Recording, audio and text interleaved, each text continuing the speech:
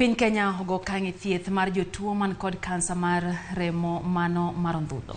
Ma en bang' od thieth ma Nairobi West timo bero makare ni miyo moro majegni 55 marito dok dala nyaka sani bang' kedo kod tuo mar kansa mar remo kuom kinde malach. Ritho mondi miyo waler. Fuong'ruok gikone oneno ne jotuo makedo kod tuo mar kansa mar remo mamako ondhudho e pacho kae. Ma bang' osiptal ma Nairobi West timo bero makare ne miyo moro ma jahigni 55 ma osekedo kod kansa mar remo kuom kinde malach. Miyo no marito dok pacho en geno ne jotuo mag kansa mag remo ma osebedo ka wuok oko mar Kenya kadhi manyo thieth e pinje ma oko. Kaluwore gi lipot mar tend osiptandno, nengo mar timo bero mar ondhudho chung'e kind $3 million nyaka 4 mar pesa ma Kenya. We are taking the patient. The patient has the disease, probably one of the cancers we are talking about, myeloma, and then we actually harvest some of their normal cells, some normal immature cells from them.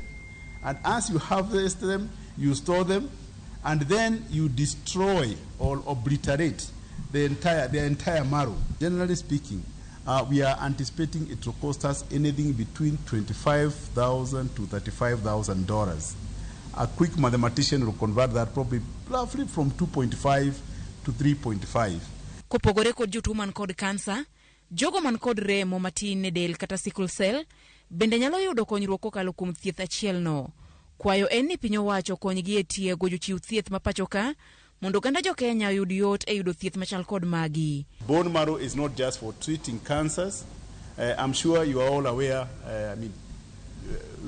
about certain other serious diseases in our country that may benefit from this procedure. And in particular, you have heard of people who have been suffering from sickle cell disease, and these will be beneficiaries of this procedure. Chopo chon mar ng'eyo chal mari kaachiel kod jouti nyalo miyo yot e yudo thieth makare kendo bende duoko piny nengo mag thieth. If we offer them bone marrow transplant at right time, about 30 to 40% of those patients will actually make it.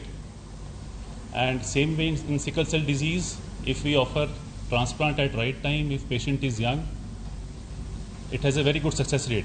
And I can assure you that about 70 to 80% of patients will be cured if they have good match. Piny Kenya en achiel kuom pinje mag Afrika ma osebedo kod midhiero e timo thieth ne jotuo mag kansa mar remo kuom kinde malach. Ma osemiyo moko kuom jotuo kinde mapek e kinde magidhi oko mar manyo thieth, ka moko maonge kod nyalo bende osewito ngimagi nikech kansa mar remo no. Judith Omondi, Ramogi TV.